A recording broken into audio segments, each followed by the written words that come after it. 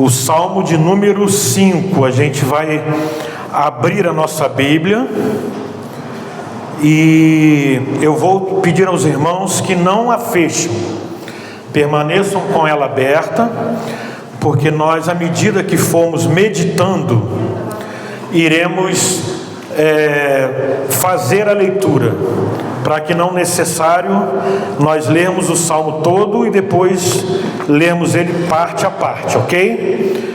O Salmo de número 5 vai ser o Salmo que nós estaremos meditando na palavra do Senhor nessa noite. E eu gostaria de meditar com os irmãos sobre este Salmo, com o tema a oração do justo em meio à oposição. Esse será o tema da nossa mensagem dessa noite, a oração do justo em meio à oposição. Esse tema está baseado no texto do Salmo de número 5. Amém? Amém. Irmãos, e antes de nós iniciarmos a leitura, eu gostaria de trazer algumas considerações aos irmãos a respeito do Salmo de número 5. E o primeiro ponto que me chamou a atenção neste Salmo é que Davi, ele foi um homem acostumado a enfrentar grandes inimigos e batalhas. Davi, quando ele era um pastor de ovelhas, para proteger o seu rebanho, ele enfrentou e matou um urso e também um leão com as suas próprias mãos. Davi também derrotou o gigante Golias. Inclusive é a sua vitória mais conhecida. Ele derrotou o gigante Golias e logo depois o exército filisteu. Antes de assumir o trono, Davi, ele foi severamente perseguido pelo rei Saul. Saul tinha um ciúme muito grande de Davi e entendia que Davi queria usurpar-lhe o trono. Por isso ele o seguiu severamente. Davi, ele foi por diversas vezes perseguido por Saul, até que um dia ele conseguiu derrotá-lo e assim matou o rei, e assim assumiu o trono de Israel. Davi também era um homem de batalhas de guerras. Ele derrotou os moabitas, derrotou os amonitas, derrotou os edomitas, os arameus, em campanhas militares, onde assim ele expandiu o seu reino. E quando Davi escreveu este salmo, o salmo de número 5, embora não informe exatamente em que momento da vida Davi escreveu este salmo, muitos estudiosos atribuem esse salmo ao momento em que Davi foi perseguido pelo seu pior inimigo, que foi o seu filho Absalão. Davi, irmãos, estava cercado por homens violentos, homens mentirosos, homens enganadores. E é interessante que, ao invés de buscar vingança, o que ele faz? Ele leva a sua causa diante do Senhor. E essa sensibilidade de Davi, essa atitude que ele tem de buscar a Deus, de colocar a sua causa diante do Senhor, me chamou muito a atenção. Davi, ele não era um super-homem, ele não tinha superpoderes, ele era um homem igual a mim, igual a você. Ele era um homem muito corajoso, muito bravo, mas também ele tinha medo, ele tinha as suas fraquezas. E às vezes somos assim, igual Davi, somos muito corajosos, mas às vezes também somos muito medrosos. Coragem, medo, qualidades, defeitos. Assim era Davi, e assim somos nós. E aí, irmãos, o Salmo ele vai apresentar para nós um Deus presente, um Deus que se preocupa com seus filhos. que ouve a nossa voz, escuta o nosso clamor e nos atende nas horas que a gente mais precisa. Um Deus que atende e entende a nossa situação e sabe que somos totalmente dependentes dele.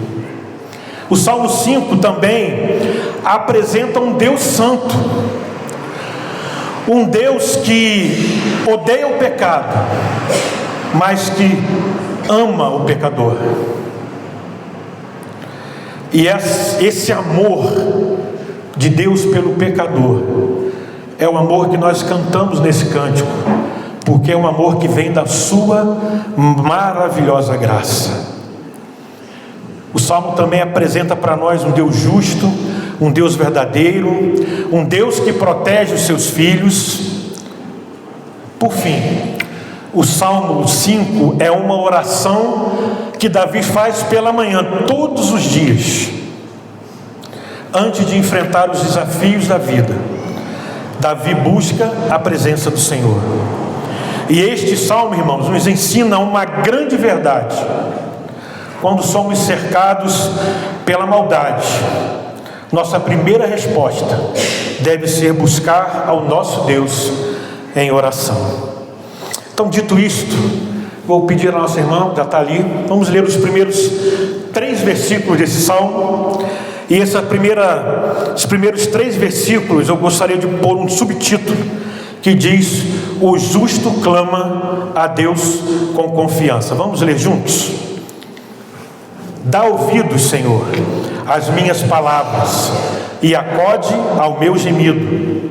Escuta, Rei meu e Deus meu, a minha voz que clama, pois a ti é que imploro. De manhã, Senhor, ouves a minha voz. De manhã te apresento a minha oração e fico esperando. Irmãos, nesse primeiro ponto eu gostaria de chamar a atenção diante de algumas de 3 palavras escritas nesses primeiros 3 versículos do Salmo. No versículo 1, Davi logo começa dizendo: dá ouvido, Senhor. No versículo 2 ele diz: escuta, Rei meu e Deus meu. E no terceiro versículo ele vai dizer: de manhã, Senhor, ouves a minha voz. 3 palavras: dá ouvidos, escuta e ouves a minha voz. Irmãos, dar ouvidos nós podemos entender como se Davi estivesse pedindo para o Senhor: Senhor, ouça as minhas palavras. Escutar é uma ação proveniente de ouvir. Eu achei interessante e fui buscar esse significado. Às vezes você ouve, mas não escuta. Às vezes você ouve, a palavra entra por aqui, sai por aqui. Ou às vezes você ouve e a palavra não chega no seu coração. Então, escutar é uma ação proveniente do ouvir. E dar ouvidos podemos entender como se Davi estivesse pedindo: Senhor, ouça as minhas palavras. Escutar é uma ação praticada por aquele que ouviu e entendeu. Ouvir e escutar são situações que podem ser diferentes, mas elas têm mesmo a importância e o mesmo significado. Em vários momentos, Jesus disse: quem ouve as minhas palavras e não as pratica é semelhante, ao homem que é imprudente. Isso pode ser entendido como ouviu e não praticou, ou ouviu e não obedeceu. Então a primeira coisa que eu aprendo aqui nesse primeiro momento é que o Senhor é um Deus que nos ouve e nos escuta quando falamos com Ele, e entende a necessidade da nossa oração. Ao ouvir nossa oração, a ação de Deus é nos ajudar, é nos socorrer. Ele não fica alheio ao que nós falamos ou que nós pedimos. O Senhor ouve, o Senhor escuta, e o Senhor está pronto para atender a nossa voz de oração. Lá no Salmo 116, nos versos 1 e 2, a palavra do Senhor diz: amo o Senhor porque Ele ouve a minha voz e as minhas súplicas, porque inclinou para mim os seus ouvidos, invocá-lo-ei enquanto eu viver. Quando a gente ora ao Senhor, o Senhor ouve, o Senhor escuta, e Ele inclina os seus ouvidos para ouvir a nossa voz, a nossa súplica. Nosso Deus é um Deus que ouve as nossas orações. Ele dá uma atenção especial, irmãos, para aqueles que o buscam, e a palavra diz que aqueles que o buscam ao Senhor com sinceridade de coração, em espírito e em verdade, o Senhor está prontamente para socorrer. Em outro salmo, irmãos, o salmista diz que os ídolos das nações são prata e ouro, obra das mãos dos homens. O que ele vai dizer? Tem boca e não falam, tem ouvidos e não ouvem. Tem muitos ídolos que as pessoas vão buscar, que não ouvem a sua oração, mas o nosso Deus é um Deus vivo, que ouve, escuta, inclina e nos atende. Louvado e engrandecido seja o nome do Senhor. Davi ainda vai dizer no final do versículo 1: acode ao meu gemido. Irmãos, tem momentos em nossa vida que a situação está tão tensa, tão complicada, tão difícil, que a gente às vezes não consegue orar. Às vezes as nossas palavras, elas saem de uma forma diferente, de uma forma estranha, e a palavra do Senhor diz que o Espírito Santo intercede por nós com gemidos inexprimíveis. E às vezes gememos diante de Deus, e às vezes aquelas palavras que são gemidas são palavras que, se formos falar com alguém, a pessoa não vai entender, mas o Senhor entende, porque o Senhor é um Deus que nos acode, e através do teu Santo Espírito entende o nosso clamor diante dele. A dor, meus irmãos, a preocupação, às vezes a tensão é tão grande que muitas das vezes não conseguimos falar e gememos. O Senhor nessa noite fala para mim e para você: eu escuto os seus gemidos, e estou sempre perto quando você me pede socorro. Eu entendo o que você está passando, e eu vim te ajudar. Eu sou um Deus presente, um Deus que está sempre ao seu lado. Outra coisa que me chamou a minha atenção, no versículo 2, Davi vai dizer assim: escuta, Rei meu e Deus meu. Aí eu fiquei pensando, Davi não era o rei? Como assim ele chama Deus de Rei meu? Outra lição importante que eu aprendi aqui é que, independente da nossa condição, de quem é ou de quem somos, todos precisam de Deus. Não existe ninguém, por maior que possa parecer ser, todos precisam de Deus. E Davi tinha essa consciência de que Deus era o rei da sua vida. Rei meu e Deus meu nos traz uma ideia de posição e submissão de quem Deus é para cada um de nós. Essa expressão também nos mostra que, independente de quem somos, não existe ninguém que não precise de Deus. E no verso 3 ele vai dizer: de manhã, Senhor, ouves a minha voz, de manhã te apresento a minha oração e fico esperando. Nesse versículo, meus irmãos, também está uma outra grande lição que precisamos aprender e praticar em nossas vidas, e essa lição é a oração matinal. Vivemos, irmãos, numa rotina de tantos compromissos, de tempos tão corridos, que alguns estudiosos dizem que o que você tem de mais valor hoje é o seu tempo, e muitas das vezes não temos o tempo separado para buscarmos ao nosso Deus. É escola, é trabalho, é a casa, são filhos, Vivemos cheios de coisas para fazer e às vezes esquecemos do principal, que é buscar ao Senhor em primeiro lugar. Eu sei, irmãos, que é difícil. É um exercício que eu tenho feito na minha vida. Nessas correrias do dia a dia, de viagem, de trabalho, às vezes a gente acorda em cima da hora e a gente age as coisas de casa e vai para o trabalho. Mas nós precisamos, irmãos, nos policiarmos e levantarmos um pouco mais cedo. Coloque o seu celular para despertar antes, 10 minutinhos, e busque ao Senhor em primeiro lugar. O segredo para termos um dia bem sucedido é nos prostrarmos aos pés do Senhor e entregarmos a nossa vida para Ele. Às vezes a gente chega no final do dia e um monte de coisa deu errado. Tudo que a gente pensou não funcionou, não deu. Às vezes é porque a gente não buscou o Senhor em primeiro lugar.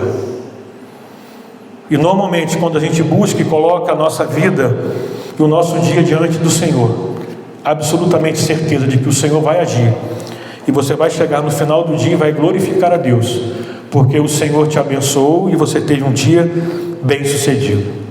Davi fazia isso todos os dias pela manhã, e é interessante que no final ele vai dizer: e fico esperando. E aí, essa expressão, meus irmãos, mostra que Davi tinha certeza absoluta de que o Senhor ouviria a sua voz e atenderia a sua oração. Senão ele não ficava esperando. Ele vai ficar lá esperando e sem ter a certeza de que seria atendido? Então, irmãos, precisamos ficar esperando, porque o Senhor, no seu tempo, Ele vai agir e vai fazer aquilo que aprove as nossas vidas. O fato de esperar significa que Davi sabia que teria uma resposta. Isso é confiar em Deus, que ouve e também responde. Irmãos, Davi faz 3 pedidos: ouve minhas palavras, atenta para o meu gemido e escuta a minha oração. Isso revela que Deus conhece tanto aquilo que falamos quanto aquilo que não conseguimos expressar. O segundo ponto que eu gostaria de destacar é os versos de 4 e 6. Pedi o Renanzinho para botar. E esses versos 4 e 6 eu pus um subtítulo: Deus é santo e não tolera o pecado. Aqui, meus irmãos, Davi muda o foco da sua oração. Vamos ler versos de 4 a 6, todos juntos? Pois tu não és Deus que se agrade com a iniquidade, e contigo não subsiste o mal. Os arrogantes não permanecerão à tua vista. Aborreces a todos os que praticam a iniquidade. Tu destróis os que proferem mentira. O Senhor abomina ao sanguinário e ao fraudulento. Irmãos, Deus é absolutamente santo. E o Salmo nos ensina aqui que Deus ele não tem prazer na perversidade. O Salmo nos ensina que o mal não habita em nosso Deus. O Salmo nos ensina aqui que Deus odeia a injustiça. E Deus julga aquele que é mentiroso e abomina o homem sanguinário e fraudulento. Irmãos, a gente vive numa época em que muitos apresentam um Deus que apenas ama. Sim, Deus é amor. A gente cantou aqui, né? Isso é amor, e o amor tem um nome, e esse nome é Jesus. Mas Deus também é justo. Ele ama o pecador, mas Ele odeia o pecado. A santidade de Deus, irmãos, e o pecado é como você colocar o óleo dentro de um copo d'água. Eles não se misturam. Onde a santidade de Deus chega, o pecado tem que sair. O pecado tem que se retirar, porque Deus é santo e Ele detesta o pecado. O Salmo 5, irmãos, mostra um Deus que ama, mas também é um Deus absolutamente santo. E a santidade de Deus exige um julgamento contra o pecado, exige que cada um de nós nos afastemos do pecado e procuremos viver uma vida de santidade. A lição da Escola Bíblica Dominical de hoje trouxe um assunto muito interessante, que falou sobre a ação do Espírito Santo de Deus e os frutos do Espírito. Precisamos buscar os frutos do Espírito e abandonar os frutos da carne. Inclusive na lição ele vai na aplicação nos incentivar ou nos encorajar a cada dia a buscar um fruto do Espírito e deixar um fruto da carne. A partir do momento que você conseguiu aquele fruto do Espírito, você vai para o outro, até o ponto de você conseguir ter todos os frutos do Espírito e abandonar todas as obras da carne. Irmãos, assim eu gostaria de fazer uma pequena aplicação. Não devemos adaptar Deus aos nossos desejos. Às vezes a gente quer que Deus se adapte a nós, mas é o contrário. Nós precisamos nos adaptar a Deus. Deus nos chamou para sermos santos, assim como Ele é, assim como diz a palavra: sede santos como eu sou santo. Ponto 3 é o verso 7. Vamos ler juntos? Porém eu, pela riqueza da tua misericórdia, entrarei na tua casa e me prostrarei diante do teu santo templo no teu temor. É o subtítulo: o justo entra na presença de Deus pela sua graça. E foi o que nós cantamos: maravilhosa graça, que perdido nos encontrou, estando cegos, pude ver, Cristo me resgatou. Irmãos, a graça do Senhor é tudo para nossas vidas. O que seria de nós se não fosse a graça de Deus?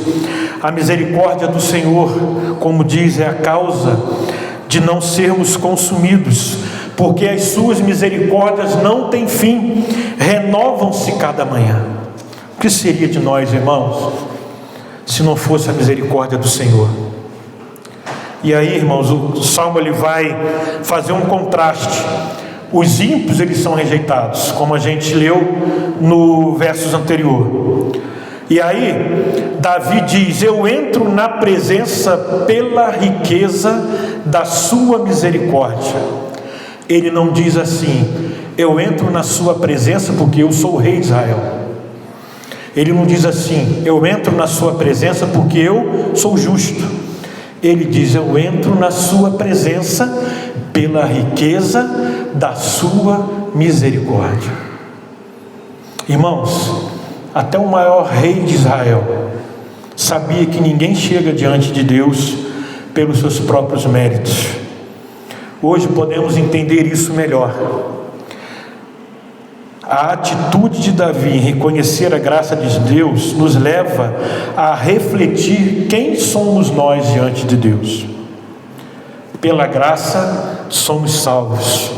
Entramos na presença do Pai por causa do amor de Jesus.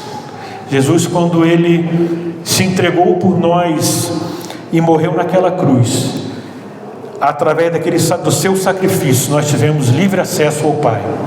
E a sua graça se superabundou em nossas vidas. Irmãos, nossa confiança não está em nós, em nossos méritos, em nossas qualidades, em nossas riquezas.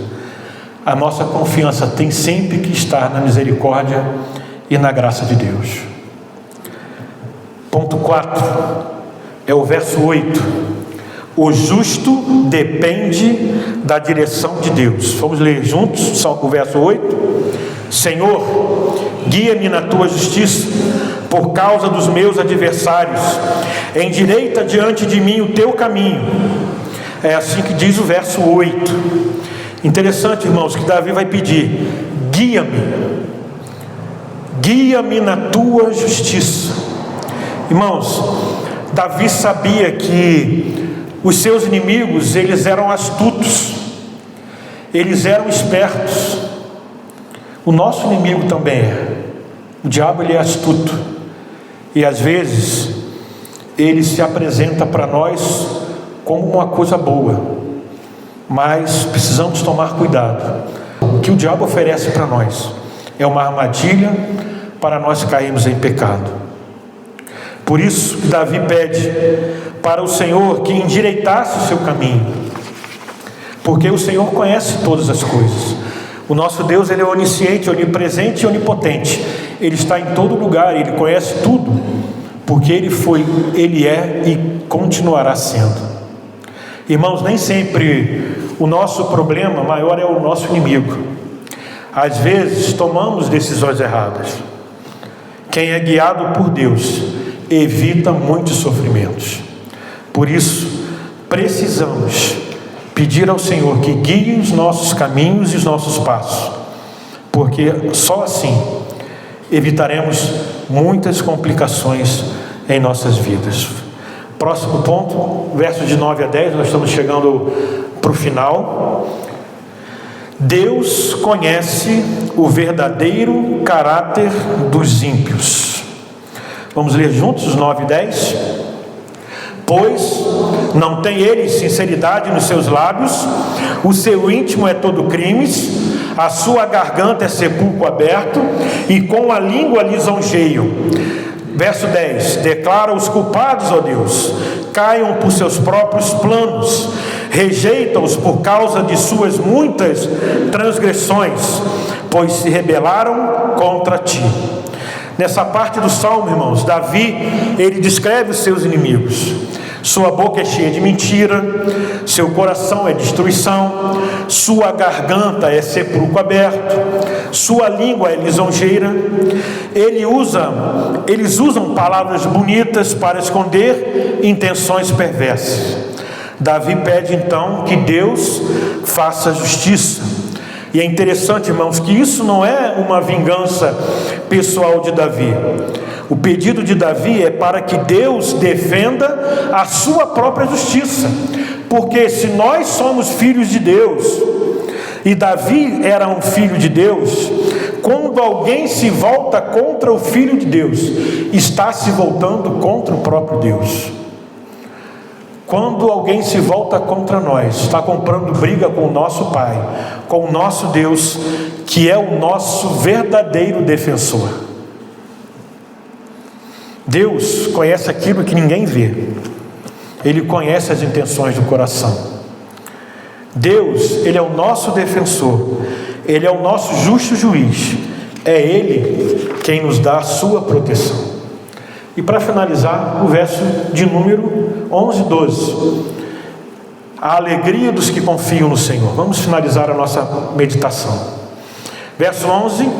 Mas regozijam-se todos os que confiam em ti, folguem de júbilo para sempre, porque tu os defendes, e em ti se gloriem os que amam o teu nome, pois tu, Senhor, abençoas o justo, e com escudo o cercas da tua benevolência. Irmãos, o Salmo ele dá uma reviravolta e termina diferente de como começou. Davi começa aflito, pedindo socorro, pedindo e clamando o socorro do Senhor em oração. Mas Davi termina com alegria e se regozijando diante do Senhor. E assim é os que confiam no Senhor. Eles se alegram, eles cantam de júbilo, eles são protegidos, eles são favorecidos, eles são cercados pela bondade de Deus, e a palavra vai dizer aqui, como um escudo, né? O último versículo vai dizer: pois tu, Senhor, abençoas o justo, e como escudo o cercas da tua benevolência. Irmãos, isso é maravilhoso, isso é incrível. O escudo, irmãos, protege completamente o guerreiro. E essa linguagem era uma linguagem de guerra que o Davi estava usando aqui no Salmo. Davi estava fazendo uma alusão ao escudo que protege o guerreiro diante da batalha. Assim é o favor de Deus sobre aqueles que o pertencem. Eu gostaria de terminar a nossa reflexão com uma pequena ilustração. E o nome dessa pequena ilustração é A História do Escudo do Rei. Havia um rei que possuía um exército muito poderoso. O exército dele era reconhecido e temido, porque era um exército que era muito forte. Antes de cada batalha, o rei ele fazia questão de inspecionar cada um dos seus soldados. Ele reunia os soldados no pátio e ele ia inspecionando um por um. E o que chamou a atenção dele é que tinha um jovem guerreiro que carregava uma espada muito afiada e uma lança nova. Mas seu escudo, irmãos, estava velho, estava todo marcado de golpes e cheio de riscos. Aí o rei, curioso, perguntou: por que você não troca esse escudo por um novo? Aí o soldado respondeu: majestade, estes riscos contam a minha história. Cada marca representa uma flecha que não atingiu meu peito. Cada maçado mostra um golpe que não feriu minha vida. Se minha espada me ajudou a vencer, foi meu escudo que me permitiu permanecer vivo para lutar. E o rei sorriu e disse: você compreendeu bem o segredo da batalha. O guerreiro que valoriza apenas a sua espada logo cairá, mas aquele que nunca abandona o seu escudo continuará de pé. O tempo passou e anos depois, aquele soldado tornou-se um dos maiores comandantes do reino. Quando perguntavam qual era a sua maior arma, ele sempre respondia: não foi minha espada, foi o escudo que esteve entre mim e os ataques do inimigo. Assim também, irmãos, acontece na nossa vida cristã. Muitas vezes admiramos os nossos talentos, nossa inteligência ou nossa força, mas esquecemos que é o favor de Deus que nos protege todos os dias. Há perigos das quais nunca tomamos conhecimento. Há livramentos que recebemos de Deus que a gente nem percebe. Existem flechas que jamais nos atingiram, porque Deus colocou o seu escudo e nos protegeu. Davi entendia assim, quando ele termina o salmo: pois tu, Senhor, abençoas o justo, o teu favor o rodeia como um escudo. O escudo de Deus não significa ausência de batalhas, mas a certeza de sua presença no meio delas. O Senhor não quer nos livrar das lutas, Ele quer nos livrar nas lutas e mostrar que Ele é fiel em nossas vidas. O Senhor é quem nos cerca, é quem nos dá a sua graça, é quem nos dá a sua misericórdia e também quem nos dá a sua proteção. Que Deus nos abençoe e que essa reflexão, essa mensagem possa ter falado ao seu coração e possa ter lhe trago muitos ensinamentos, assim como trouxe para mim. Amém? Deus possa sim abençoar a nossa vida, a nossa igreja e cada um de nós. Olá, graça e paz. Eu sou o reverendo Wilson, pastor da Igreja Presbiteriana em Catarcione, Nova Friburgo. E eu quero deixar um convite para você e para a sua família. Mas antes eu quero dizer para você: não procure uma igreja perto da sua casa. Procure uma igreja perto das Escrituras, da Palavra de Deus. Com isso eu quero convidar você a conhecer a Igreja Presbiteriana em Catarcione. Nós estamos localizados na rua Eugênio Nidec, 304, o bairro Catarcione, Nova Friburgo. Sempre aos domingos, a partir das 9 horas da manhã, com reunião de oração e logo após, escola bíblica dominical. E à noite, às 19 horas, com culto de gratidão ao Senhor. E todas as quintas-feiras, às 19h30, reunião de oração e o estudo bíblico. Venha, traga a sua família, será muito bem-vindo entre nós. Deus te abençoe.